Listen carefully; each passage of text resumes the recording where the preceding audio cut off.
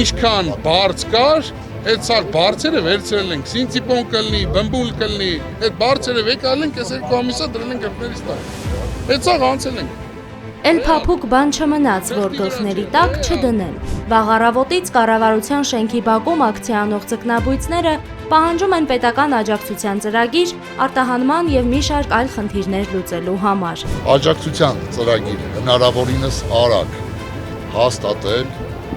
եւ տնտեսվարողներին հատկացնել ֆինանսական միջոցներ։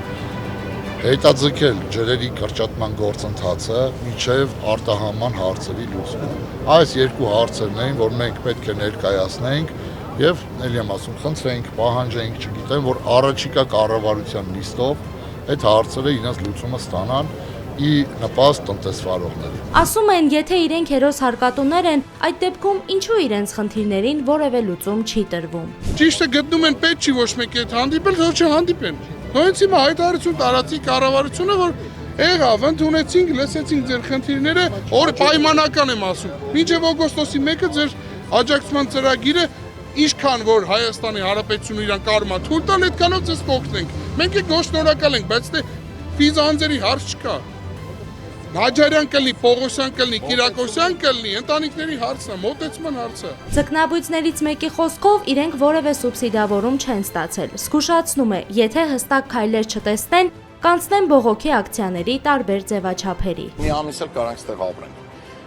Պալատկեք էլ կբերենք, ոնց է սաղ աշխարհում։ Այնպես չի որ Ֆրանս, Եվրոպայում չէ գնում։ Եվրոպայում ժիլետներ էլ կբերենք, ինչ պետքա կբերենք, հաստատ հավաստացում եմ։ Ձուկ էլ կբերենք ֆուրերով կլցնենք ստեղ, ինչ պետքա կանենք, ամիսներով կանենք։ Ակցիայի մասնակիցները կառավարությանը 30 րոպե ժամանակ տվեցին, որպեսզի որևէ մեկը մոտենա եւ լրատվամիջոցների ներկայությամբ պարզաբանում տա, սակայն այդպես էլ ոչ ոք դուրս չեկավ։ Մատնվեցինք անուշադրության,